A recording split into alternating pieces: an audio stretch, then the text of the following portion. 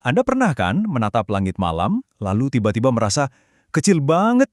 Nah, hari ini kita akan coba mengupas seberapa kecil kita sebenarnya dengan menjelajahi topik yang paling besar dari semuanya, alam semesta itu sendiri. Oke, kita mulai dengan satu pertanyaan yang jujur saja hampir mustahil untuk benar-benar kita bayangkan.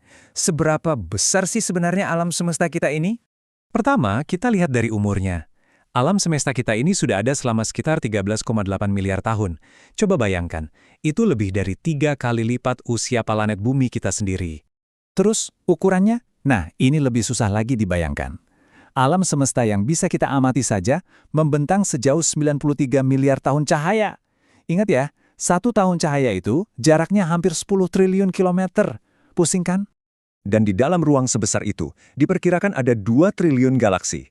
Jumlah galaksi itu bahkan lebih banyak daripada jumlah butiran pasir di seluruh pantai di planet bumi. Jadi intinya, alam semesta ini benar-benar luar biasa besar, jauh melampaui pemahaman kita. Oke, jadi semua yang super besar ini asalnya dari mana sih? Dari mana kosmos yang tak terbatas ini datang? Yuk, kita mundur ke titik paling awal dari segalanya. Penjelasan utama yang kita punya saat ini adalah teori dentuman besar atau Big Bang.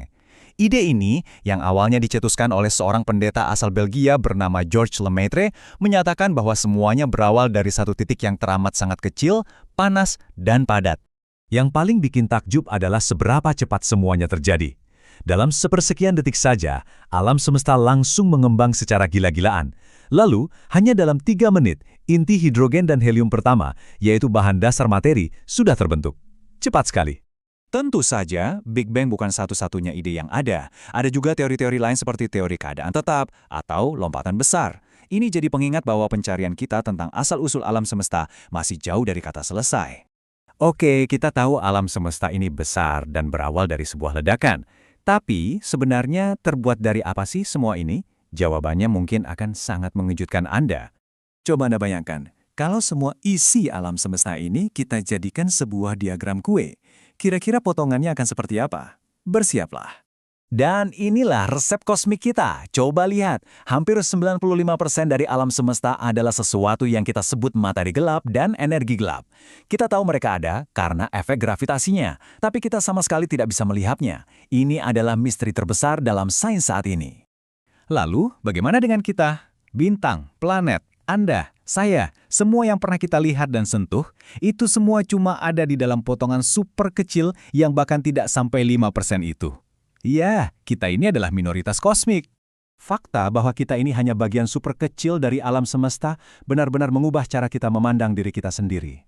Coba kita lihat bagaimana pemahaman kita tentang posisi kita di kosmos telah berevolusi seiring waktu. Selama ribuan tahun kita berpikir kalau bumi adalah pusat dari segalanya, model geosentris. Lalu datanglah Kopernikus yang dengan beraninya bilang kalau justru kitalah yang mengorbit matahari. Itu adalah sebuah revolusi pemikiran. Dan penurunan pangkat kosmik kita tidak berhenti di situ.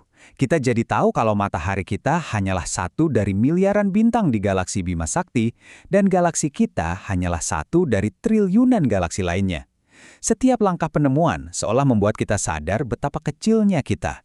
Perjalanan ini, dari skala yang luar biasa besar hingga ke sesuatu yang tak terlihat, membawa kita pada satu kesimpulan yang sangat penting. Paradoks dari penjelajahan kosmik itu begini. Semakin banyak kita belajar, semakin kita sadar betapa sedikitnya yang kita ketahui. Setiap penemuan baru justru hanya membuka pintu ke misteri-misteri yang lebih besar lagi. Kita memulai perjalanan ini dengan berpikir bahwa kita adalah pusat dari segalanya. Sekarang kita tahu, kita hanyalah setitik debu di lautan kosmik yang didominasi oleh zat misterius yang tidak kita pahami.